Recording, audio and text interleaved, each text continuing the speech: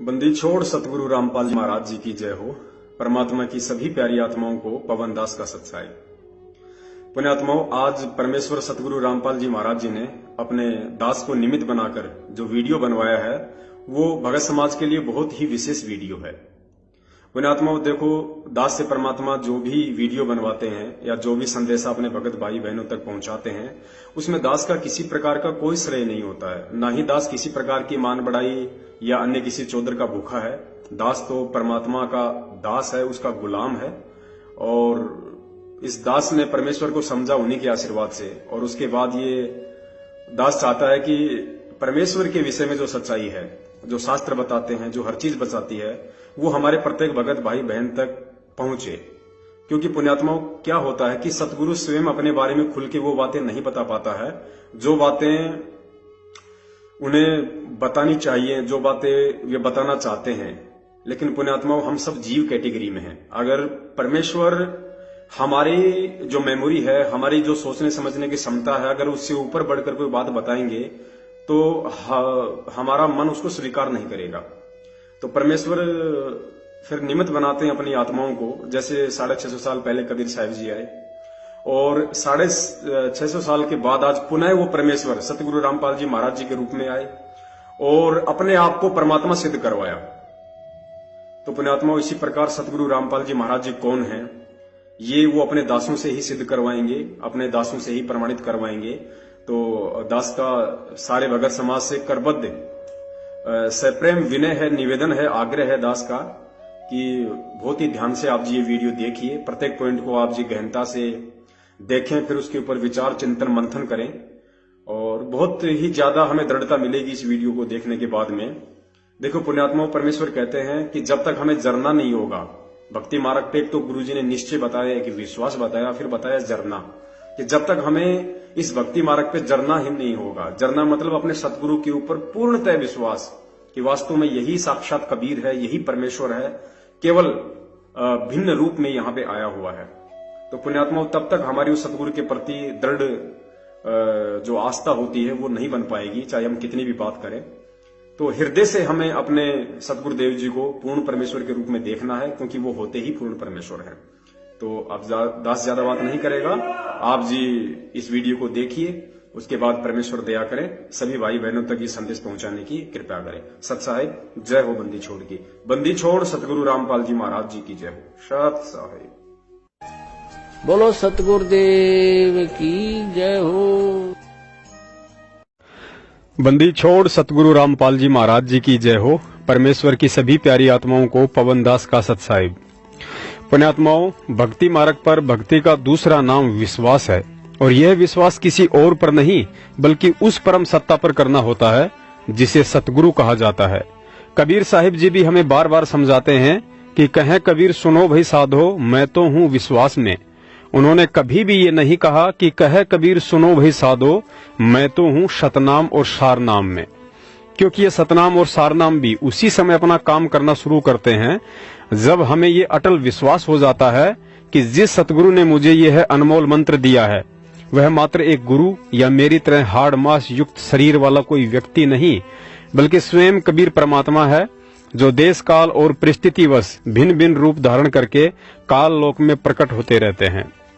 और जो व्यक्ति यथार्थ 13वें कबीर पंथ में सतगुरु रामपाल जी महाराज जी का शिष्य होकर भी यदि अभी तक अपने सतगुरु को कबीर साहिब जी का अवतार या उनका भेजा हुआ कोई संत या प्रतिनिधि ही समझता है, तो उस भगत का सबसे बड़ा दुर्भाग्य होगा जो पारस के नजदीक आकर भी अपने आप को उसके साथ स्पर्श न करके लोहे का लोहा ही रहा। दास विशेषकर सत्सेवक भाई बहनों से प्रार्थना करेगा कि पिछले 26 वर्षों से पूर्ण परमात्मा सतगुरु रामपाल जी महाराज जी ने जो आध्यात्मिक फसल बोई है, हम मेरठ सत्सेवक उस फसल के फल हैं। क्योंकि पूरे विश्व में सतगुरु रामपाल जी महाराज जी के लगभग 15 लाख के आसपास भक्तों में से यदि किसी ने ज्ञान आधार से उनको परमात्मा का भेजा हुआ कोई संत या प्रतिनिधि मानने के बजाय साक्षात कबीर परमात्मा के रूप में स्वीकार किया है, तो केवल मेरठ सत्सेवक हैं, अन्य कोई नहीं। क्योंकि सतलोक आश्रम मैनेजमेंट हरियाणा, संत रामपाल जी महाराज जी का परिवार, उनके कुछ उपदेशी रिश्तेदार और 70% वे भगत जो आज भी मूर्खतावश भक्ति मार्ग पर ज्ञान आधार से नहीं बल्कि एक दूसरे की देखा देखी में ही चल रहे हैं, ये लोग उन्हें कहते तो सतगुरु हैं, लेकिन सतगुरु की परिभाषा से अपरिचित हैं। यदि परिचित होते तो 2014 के बाद भूलकर भी कबीर प्रकट दिवस नहीं बल्कि 8 सितंबर के दिन वर्तमान के कबीर सतगुरु रामपाल जी महाराज जी का प्रकट दिवस अर्थात सतगुरु प्रकट दिवस ही मनाते। सतगुरु शब्द केवल इन लोगों के होठों तक सीमित है, दिल में नहीं उतरा।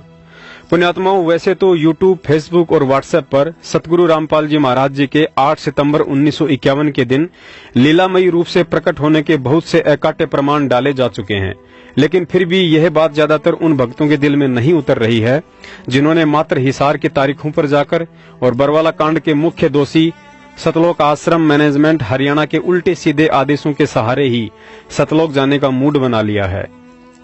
क्योंकि जगत की हमेशा से यही रीत रही है।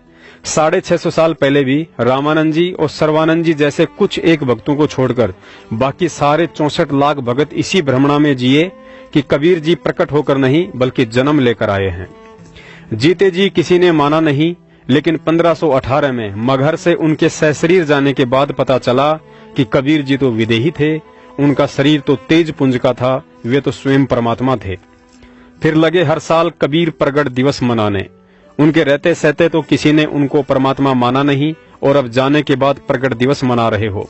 वाहरे दुनिया के लोगों, ये तो वही कहावत सिद्ध हो गई है कि जीवित बाप के लट्ठम लट्ठा मुँह गंग पहुंचाया और जब आवे आसोज का महीना फिर कव्वे को बाप बनाया। भगत लोग अपने जीवित बाप संत रामपाल जी महाराज जी को तो सतलोक आश्रम मैनेजमेंट हरियाणा के घटिया आदेशों पर राजनीति का गंदा खेल खेलकर और ज्ञान विरुद्ध फर्जी फरमानों पर चलकर आध्यात्मिक लठ मार रहे हैं, यानी कि अपने कुकर्मों से सतगुरु को महादुखी कर रहे हैं। और कबीर जी की 650 साल पुरानी एक काल्पनिक फोटो को प्रसन्न करने के लिए कबीर प्रगट दिवस मना रहे हैं, जो वर्तमान में न सत्संग सुना सकती है और न ही कुछ मार्गदर्शन कर सकती है। दास ने काल्पनिक फोटो इसलिए कहा है क्योंकि स्वयं गुरुजी ने एक सत्संग में बताया कि यह दाढ़ी वाली फोटो कबीर परमात्मा के वास्तविक रूप वाली फोटो नहीं है। वे तो कभी भी और किसी भी रूप में जब चाहे प्रकट हो जाते हैं। जैसे उदाहरण के लिए आज सतगुरु रामपाल जी महाराज जी के रूप में प्रकट हैं, लेकिन उनके 90% भगत ही उनको साक्षात कबीर मानने को तैयार नहीं है, बल्कि उन्हें कबीर जी द्वारा भेजा गया एक संत मानते हैं।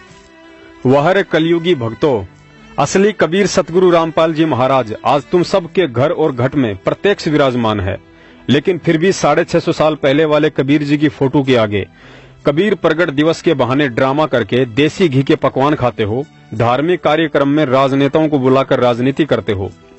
प्रार्थना है कबीर प्रगट दिवस की आड़ में हर साल ये घटिया ड्रामा करने वाले और उसमें शामिल होने वाले भक्तों को अवश्य विचार करना चाहिए कि जब हमें सतगुरु रूप में साक्षात कबीर जी मिल चुके हैं तो फिर क्यों हर साल कबीर जी के नाम पर रोहतक और अन्य जगहों पर कबीर प्रगट दिवस मनाकर अपनी मूर्खता का प्रमाण दे रहे हैं कि आज भी हम परमात्मा तो कबीर जी को ही मानते हैं और सतगुरु रामपाल जी महाराज जी को मात्र एक गुरु मानते हैं। पुण्यात्माओं, गुरु जी कहते हैं छोड़ देने पछलियों की रीत सतगुरु तारेंगे, अर्थात हमें वे गलतियां नहीं करनी है जो गलतियां हमसे पहले वाले संत भगत कर चुके हैं। और उन्होंने सबसे बड़ी गलती यही की, जब परमात्मा सतगुरु रूप में हमारे बीच आते हैं तो हम उन्हें अपने जैसा एक आम इंसान समझ लेते हैं और जब वे चले जाते हैं तब उन्हें परमात्मा मानकर पूजने लग जाते हैं।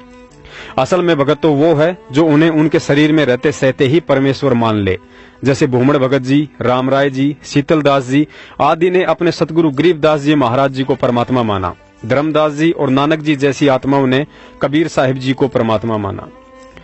परमेश्वर कहते हैं मैं वाणी इतनी भाखी जितनी बाड़ू रेत, पर 84 के जीव के एक न आई हेत। कबीर साहिब जी कहते हैं कि चारों युगों में चक्कर लगा लगाकर मैंने मानव शरीरधारी प्राणियों को जगाने के लिए 33 अरब ज्ञान बोला है, लेकिन इन 84 के जीव अर्थात मानव को एक भी समझ में नहीं आई। वर्तमान में सतगुरु रामपाल जी महाराज जी के साथ भी वही हो रहा है जो 250 साल पहले आदरणीय गरीबदास जी महाराज जी के साथ हुआ था। गरीबदास जी महाराज जी ने प्रत्यक्ष चमत्कार किए, असंख्य लोगों को शारीरिक और आर्थिक लाभ दिए, लेकिन कोई भी उन्हें परमात्मा मानने को तैयार नहीं था। गांव वाले तो उन्हें संत भी मानने को तैयार नहीं थे, बल्कि उल्टा उन्हें बावलिया कहा करते थे। गुरुजी ने बताया कि गरीबदास जी महाराज जी का एक बड़ा भाई और था जो जन्म से ही पागल था। और दूसरी तरफ गरीबदास जी महाराज जी को भी लोग बावलिया अर्थात पागल इसलिए कहा करते थे क्योंकि उनके द्वारा बोली जाने वाली अमृतवाणियां गांव वालों के समझ में नहीं आती थी। लेकिन उनके शरीर त्यागने के बाद जब गांव वाले उनकी अस्थियां गंगा जी में प्रवाह करने के लिए शमशान घाट गए तो उस राख में उनकी अस्थियां नहीं मिली। तब गांव वालों को यकीन हुआ कि गरीबदास जी महाराज जी तो परमात्मा थे, उनका शरीर हमारी तरह हाड़ मांस का ना होकर तेज पुंज का था, वे तो विदेही थे। लेकिन फिर क्या फायदा होना था? फायदा तो तब था जब गरीबदास जी महाराज जी शरीर में थे, ज्ञान सुनाया करते थे, मंत्र दीक्षा दिया करते थे। अब जाने के बाद उनका छुड़ाने में मंदिर या मठ बनाकर उनकी महिमा का गुणगान करने से कोई फायदा नहीं होने वाला है। अब तो तभी फायदा है जब गरीबदास जी महाराज जी जैसा कोई पूर्ण तत्वदर्शी सतगुरु मिले जो मोक्ष मंत्र देने का अधिकारी हो, और आज वर्तमान में वह एकमात्र अधिकारी सतगुरु रामपाल जी महाराज जी हैं। लेकिन दुर्भाग्य से दुनिया की तो छोड़िए, अभी तक 90% भक्तों की और स्वयं सतगुरु रामपाल जी महाराज जी के परिवार वाले और रिश्तेदारों की भी वही सोच और हालत है जो 250 साल पहले आदरणीय गरीबदास जी महाराज जी को लेकर उनके परिवार, रिश्तेदार और गांव वालों की थी। अर्थात ये लोग संत रामपाल जी महाराज जी को जुबान से कहते तो सतगुरु हैं, लेकिन दिल से उन्हें सतगुरु मानने को तैयार नहीं हैं, क्योंकि आज भी ये सभी लोग उन्हें जन्म लिया हुआ ही मानते हैं। पुण्यात्माओं, हमारी बुद्धि पर पत्थर पड़े हैं। समर्थ सतगुरु रामपाल जी महाराज वर्तमान कलयुग की देश काल और परिस्थिति के मद्देनजर तथा काल को धोखे में रखने के लिए अपने आप को एक सामान्य जीव की तरह माता के गर्भ से जन्म लेकर आया हुआ दिखा दिया, तो हम मूर्खों ने उन्हें जन्म लिया हुआ ही मान लिया। परमात्मा ने हमें ये तत्व ज्ञान वाले सत्संग इसीलिए तो समझाए थे ताकि समय आने पर हम अपने पिता की गूढ़ बातों को इशारों में ही समझ लें। हमने गरीबदास जी महाराज जी को कबीर साहिब जी द्वारा कंवारी गाय का दूध पिलाने वाले सत्संग को सैकड़ों बार सुना है, लेकिन कभी विचार नहीं किया कि उस 2 मिनट के सत्संग में यही रहस्य तो छुपा है कि समर्थ परमात्मा चाहे जिस विधि से प्रकट हो सकता है, लेकिन हम उन्हें बिना तत्व ज्ञान और मजबूत भक्ति संस्कारों के कतई पहचान नहीं सकते। सुनिए यह सत्संग जिसमें आदरणीय गरीबदास जी महाराज जी ने कबीर साहिब जी से कहा कि महाराज जी, ऐसा दूध तो मैंने कभी नहीं पिया और ना ही इतना स्वादिष्ट दूध हमारी गायें देती हैं। तो परमात्मा ने कहा कि बेटा, ये अमृत दूध यहाँ का नहीं, हमारे सतलोक से आया है। तब गरीबदास जी ने फिर कहा कि महाराज जी, वहाँ इतनी दूर से इस कुंवारी गाय में कैसे आया? तो परमात्मा ने कहा कि बेटा, ये मेरी समर्थता से आया है।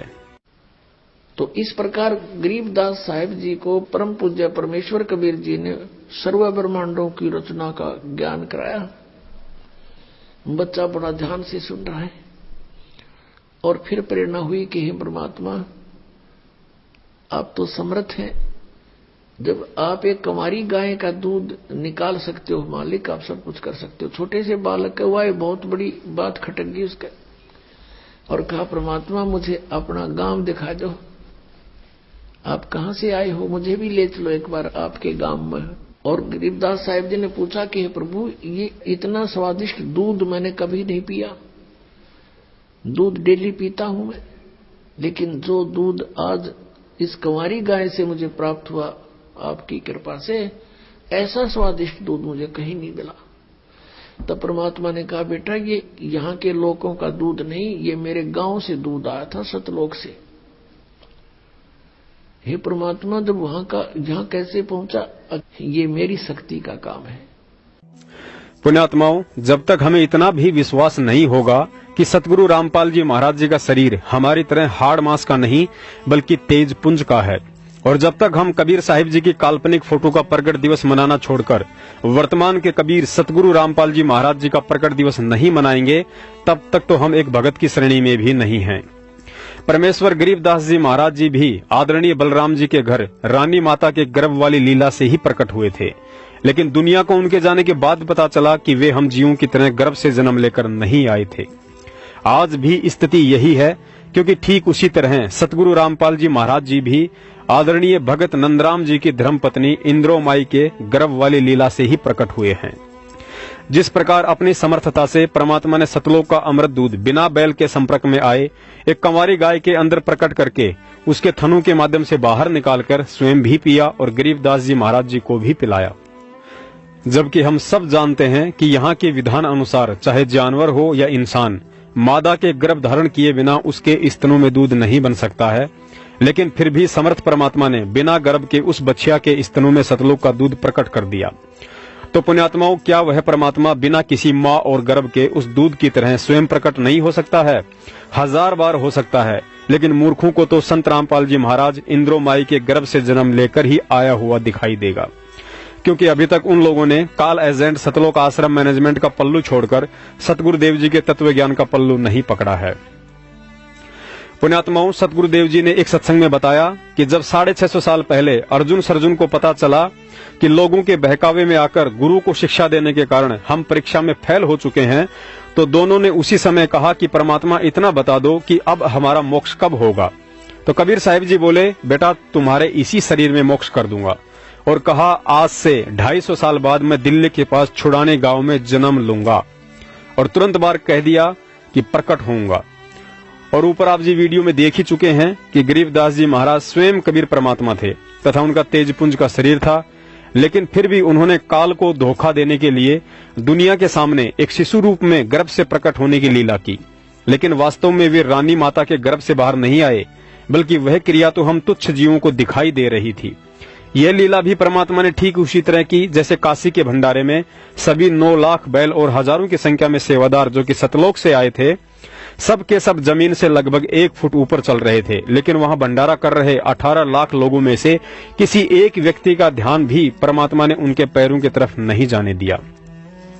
अतः ठीक इसी तरह आदरणीय गरीबदास जी महाराज रानी माता के गर्भ से और परम पूज्य सतगुरु रामपाल जी महाराज इंद्रो माता के गर्भ से हम जीवों को हमारी चरम दृष्टि से एक शिशु की भांति बाहर आते दिखाई पड़ते हैं, लेकिन वास्तव में वह परमात्मा उस शिशु वाले शरीर से पहले ही सूक्ष्म रूप में वहां प्रकट हो जाते हैं, और फिर काल को धोखे में रखकर उस शिशु वाले शरीर को आधार बनाकर एक लीलामयी जीवन जीते हैं, जिस उद्देश्य के लिए वे यहाँ आते हैं और उसे पूरा करते हैं। सुनिए ये छोटा सा सत्संग जिसमें अर्जुन सर्जुन को जब सौंपन आया तो उन्होंने भी यही कहा कि भाई बंदी छोड़ कबीर साहब छुड़ानी गांव में बलराम के घर पैदा हो चुके हैं, और दुनिया को जन्म लेकर आया हुआ दिखाई देने वाले उस कबीर परमात्मा ने गरीबदास जी महाराज के रूप में मात्र 3 दिन की आयु में ही अर्जुन सर्जुन को सारनाम देकर सतलोक भेज दिया था। अब 2 किताबार जा रहे थे, अर्जुन सर्जुन नाम के 2 शिष्य थे। वो बहुत विश्वास किया करते। जब काशी में आए तो सबने बोले रे तारे गुरु जी का दिखाओ चाल चरण। अर्जुन कर दिया उसने तो क्या कर दिया, एक वैश्या के गेल गल में डाल के और दारू पी कर घूमना करता होता घूमे था। कहाँ थे ना, मत फंसो इसके। उन्होंने बोला भाई देख लेंगे तो तसल्ली हो जाए ना, हम नहीं मानते। अच्छा चाल दिखावांगे। ईब भी मार उड़े बैठे उसके करना है। महाराज जी उनकी खाट पर वह छोरी बैठी नीचे ऊपर बैठे। अब जी अर्जुन सर्जुन नो प्लातून की तरिया ने बोला गुरु जी कहां भाई, अकाड़ा नहीं बैठना चाहिए था अपने। खत्म उनका न्यू बोला रहा फिर तो गुरु तो ही होगा, भी हमने शिक्षा देने लग गया। तो न्यू बोला जी फिर भी लोग थूके हैं, इसी बात का ना करनी चाहिए। बोला लोग हम जाते तो और तो और बात सुन ले, आज के बाद तेरी इस शरीर तो मुक्ति नहीं होगी थारी। इतनी सुनकर भाई रोन लाग गए। ने बोले महाराज जी क्योंकि हमारी तो फूट के भाग और गलानी भी होगी, पर एक बात और बता दो हमारी कद मुक्ति होगी। ने बोला इससे शरीर में कर दूंगा। अग महाराज जी क्यों कर करोगे, अको मन न देखना। आज से कुछ समय के बाद मैं दिल्ली के आसपास पश्चिम में 30 किलोमीटर के आसपास और किसी एक क्षेत्र में जन्म लूंगा, क्योंकि काल को बताया नहीं कर दे, टपदे ही आ जाए, ये सोच दे रहे जाए और ले देवता कौन से अपना काम करके जाते रहे। तो महाराज छुड़ानी में प्रगट हुए। अच्छा वो महात्मा ने देख के अंदाजा बता दिया था कि इतनी उम्र हो जाएगी ना थारी, उसके आसपास आऊंगा। और महाराज 200 वर्ष के तक में जी जाएंगे हम। कहा मेरी शक्ति तो जियोगे, जिंदे रहोगे। आकर के वो दोनों महात्मा उस 2-4 साल पहले अमायु पर आ गए। अंदाजा हिला के 30 किलोमीटर यू मील यू पड़े हड़ चाला। अमायु पर का एक भगत फेट गया, भगत आत्मा था, उनके घर में रहे 3 साल 4 साल। एक दिन उन रात में सपना आया कि छुड़ानी गांव में बंदी छोड़ कबीर साहब पैदा हो लिए बलराम के घर में।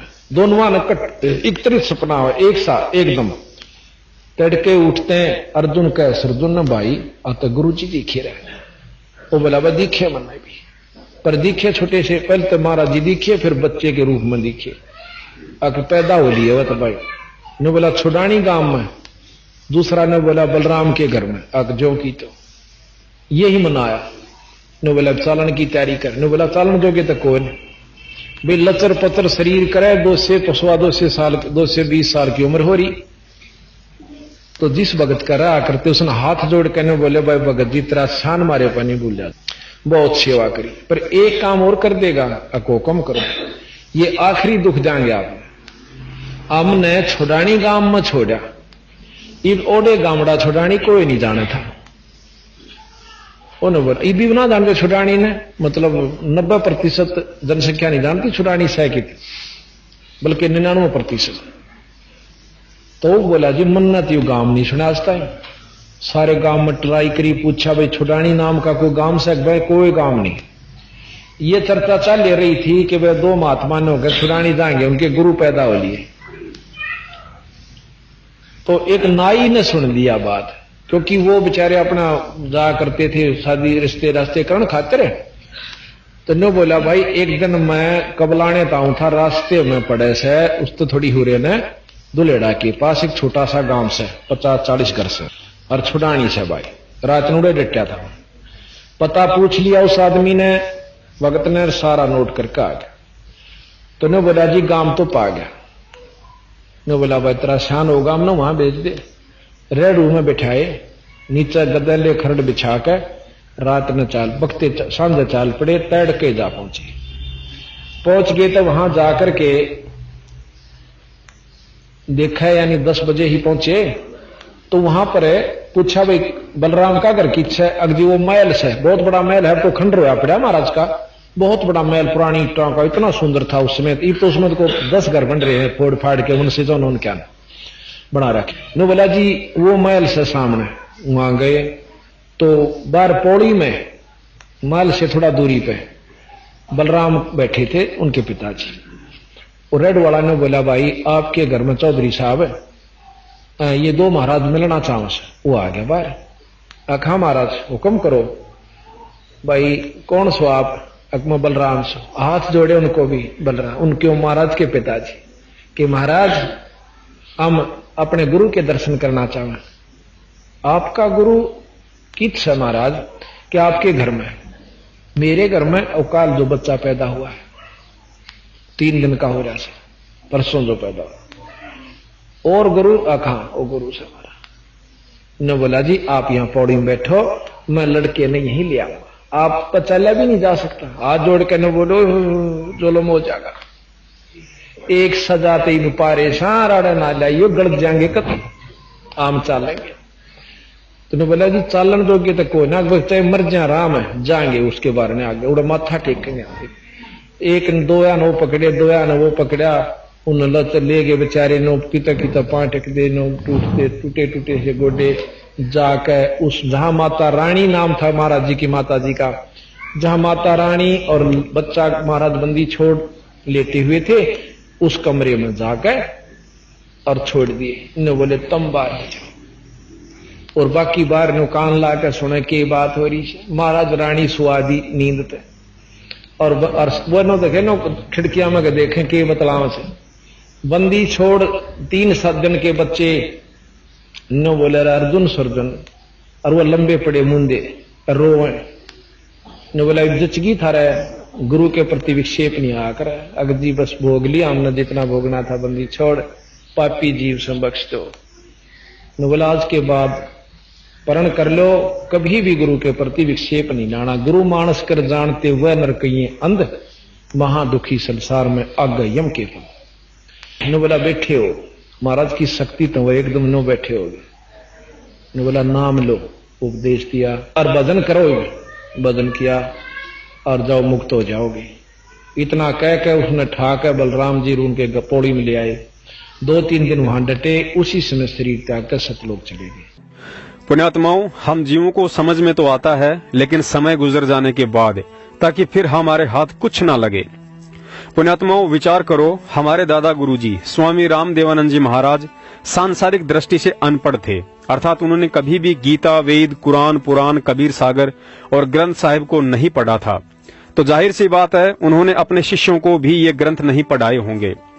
तो विचार करो, जब उन्होंने अपने किसी भी शिष्य को ग्रंथों का ज्ञान नहीं दिया तो फिर उनके शिष्य संत रामपाल जी महाराज जी इतने कम समय में दुनिया के सारे धर्म ग्रंथों को आखिर कैसे भगत समाज के सामने ताश के पत्तों की तरह खोल के रख सकते हैं, और उन सभी त्रुटियों को भी उजागर कर दिया जो त्रुटियां अपने आप को संस्कृत के प्रकांड ज्ञाता समझे जाने वाले इन ग्रंथों के अनुवादकों ने कर डाली थी। क्या यह अविश्वसनीय काम स्वयं कबीर परमेश्वर के अलावा कोई जीव करने में समर्थ है? यदि नहीं है तो फिर इस बात पर गहनता से विचार करना कि सतगुरु रामपाल जी महाराज जी कौन हैं। यहाँ एक और गहन विचारणीय बात है। गरीबदास जी महाराज जी ने दादू पंथी गोपाल दास जी से ग्रंथ साहिब को लिपिबद्ध करवाकर ही छोड़ दिया था, अर्थात उसका अनुवाद नहीं किया था। और हम सब जानते हैं कि गरीबदास जी महाराज जी के ग्रंथ साहिब में हिंदी, उर्दू, फारसी, पंजाबी, हरियाणवी, बिहारी सहित विश्व की अनेक भाषाओं का समावेश है। और गरीबदास जी महाराज जी के सतलोक जाने के 250 वर्ष बाद पहली बार ग्रंथ साहिब का अनुवाद और भगत समाज को इस पवित्र ग्रंथ के गूढ़ ज्ञान से उस महापुरुष सतगुरु रामपाल जी महाराज जी ने परिचित करवाया है, जिनके गुरु स्वामी राम देवानंद जी अनपढ़ थे। तो पुण्यात्माओं, अब वह सतगुरु हमें और कैसे विश्वास दिलाए कि मैं ही सर्वज्ञ कबीर हूं। अथ तमाखू की बैंत, ये सुनन की बात है। तमाखू कसीद तमा मस्त है, लुजित न सीरी कुवैती ने कैफ। ये भाषा जो से मिली जुली है, फारसी, उर्दू। अब आगे इसका वर्णन होगा। मरहोद मकरूद पीवें शराब, होगा सरे बीच खाना खराब। सरा कहें स्वर्ग को, भगवान के दरबार में। कुटन कलाहीन जुग जुग कलेश, भाई सुखन मान मेरा मैं कहता हमेश। पुण्यात्माओं, अब आपको कॉल एजेंट सतलोक आश्रम मैनेजमेंट हरियाणा की बुद्धिहीनता का एक छोटा सा प्रमाण देते हैं कि विश्व की सभी भाषाओं के नहीं बल्कि पशु पक्षियों और मन की सोच के एकमात्र सर्वज्ञ सतगुरु रामपाल जी महाराज जी को कैसे इन लोगों ने दुनिया के सामने एक सामान्य संत की श्रेणी में लाकर खड़ा कर रखा है। सतलोक आश्रम मैनेजमेंट हरियाणा ने सतगुरु रामपाल जी महाराज जी के बहुत से वीडियो सत्संगों पर कंप्यूटर से उनकी असली आवाज को हटाकर उनकी जगह अंग्रेजी भाषा में किसी अन्य व्यक्ति की आवाज लगाकर यह साबित कर दिया है कि ना ही तो संत रामपाल जी महाराज जी को अंग्रेजी आती है और ना ही वे अन्य देशों के लोगों को अपना ज्ञान समझाने में सक्षम हैं। देखिए इन कॉल एजेंटों की मनवस हरकत का एक छोटा सा नमूना। हम सुल्तानी नानक तारे दादू को उपदेश दिया, जाट जुलाहा भेद न पाया वो काशी माह कबीर हुआ। अनंत कोटि ब्रह्मांड का एक रति नहीं भार, सतगुरु पुरुष कबीर हैं कुल के सिरजनहार। Respected Nanak Ji had said, the speech that is written on page number 24 of Sri Guru Granth Sahib, एक श्वां दुई श्वानी नाल भलके बुकाई सदा ब्यार, कूड़ छूरा झूठा मरदार, धानक रूप रहा करतार। तेरा एक नाम तारे संसार, मैं एहो आस एहे आधार, धानक रूप रहा करतार। फाई सूरत मलूकी वेश, ए ठगवाड़ा ठगी देश, खरा से आना बहुता भारी, धानक रूप रहा Kartar. God Kabir had taken Nanak Ji to the true lok, after which the Almighty had left him near the banks of Bain river. After that, he had said that I am residing in Kashi and I am working as a weaver. Come there and I will give you Satnam. You will attain salvation by chanting Satnam only. Son, there is no other way to do so. So Nanak Ji, who used to work for a viceroy in Sultanpur, had quit his job and said, I'll work for the true Lord, after which he reached Banaras when he saw the Almighty working as a weaver just as he saw in the true lok. Then said, Fai Surat Maluki Vesh, ए ठगवाड़ा ठगी देश, खरा से आना बहुता भार, ये धानक रूप रहा Kartar. He said, it while crying, "In love, O innocent souls, look here.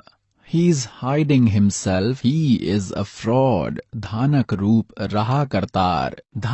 पुण्यात्माओं, अब तो आपको पक्का यकीन हो गया होगा कि सतगुरु शब्द केवल इन लोगों की जुबान तक ही सीमित है, हृदय में नहीं उतरा है। जबकि यथार्थ भक्ति बोध पुस्तक के अनुवाद में स्वयं सतगुरु रामपाल जी महाराज जी ने लिखा है कि अनुवादकर्ता इन दोनों भाषाओं का ज्ञाता है। पुण्यात्माओं, जब अनुवादकर्ता संत रामपाल जी महाराज दोनों भाषाओं अर्थात हिंदी और अंग्रेजी के ज्ञाता हैं, तो क्या समय आने पर जब जरूरत पड़ती तो क्या वे स्वयं अंग्रेजी भाषा में सत्संग नहीं कर सकते थे? अवश्य कर सकते हैं, लेकिन उस समय तक इन कॉल एजेंटों को इंतजार कहां? इन्होंने तो इन पुस्तकों के माध्यम से धर्म को धंधा जो बनाना था। पुण्यात्माओं, जब हम सत्सेवक सतगुरु रामपाल जी महाराज जी के स्वयं कबीर साहिब होने के विषय में चर्चा करते हैं तो कुछ भगत भाई बहन अज्ञानतावश कह देते हैं कि संत रामपाल जी महाराज को आध्यात्मिक ज्ञान तो 1988 में स्वामी रामदेवानंद जी महाराज से नाम उपदेश लेने के बाद हुआ था। उससे पहले तो वे एक सामान्य व्यक्ति की तरह थे। पुण्यात्माओं, विचार करो, यही सोच आज भी आदरणीय गरीबदास जी महाराज जी के विषय में भगत समाज की है। वे कहते हैं कि गरीबदास जी महाराज जी को परमात्मा का ज्ञान उस समय हुआ था जब कबीर परमात्मा उन्हें 10 साल की उम्र में छुड़ाने के खेतों से सतलोक लेकर गए थे। उससे पहले वे एक सामान्य बच्चे की तरह थे। पुण्यात्माओं, यही तो ज्ञान का टोटा है। यदि गरीबदास जी महाराज 10 साल के बाद ही ज्ञानी बने थे तो फिर 3 दिन की आयु में अर्जुन सर्जुन को सारनाम देकर सतलोक किसने भेजा था? पुण्यात्माओं, अगर अभी भी समझ में नहीं आया कि सतगुरु रामपाल जी महाराज जी कौन हैं, तो फिर यह भी पक्का समझ लेना कि वह आत्मा असंख्य जन्म सतलोक के दर्शन नहीं कर सकती है। पुण्यात्माओं, यदि भक्ति पर सतगुरु देव जी के हिसार जेल से आने तक जीवित रहना है तो इस बात को अपने दिलो दिमाग से निकाल देना कि आप कॉल एजेंट सतलोक आश्रम मैनेजमेंट हरियाणा की मनवश ज्ञान विरुद्ध हरकतों के साथ रह सकते हैं। मैनेजमेंट आपको एक न एक दिन ऐसे मोड़ पर ला छोड़ेगा जहां आपकी हालत धोबी के कुत्ते से भी बुरी हो सकती है, जैसे कि हाल ही इसार तारीख पर जा रहे महाराष्ट्र के 13 भक्तों की भयंकर एक्सीडेंट में दर्दनाक अकाल मृत्यु हुई है। घर वालों के उनकी लाश भी समझ में नहीं आई, कईयों का तो सिर भी धड़ से अलग हो गया था। सतगुरुदेव जी का यह संदेश आप सभी तक पहुंचाना था, सो पहुंचा दिया है। आगे आपकी मर्जी, आपने विदुर की राह पर चलना है या भीष्म, कर्ण और द्रोणाचार्य की राह पर चलना है, और महाभारत के परिणाम को ध्यान में रखते हुए फैसला आपने स्वयं ही करना है। सत साहेब।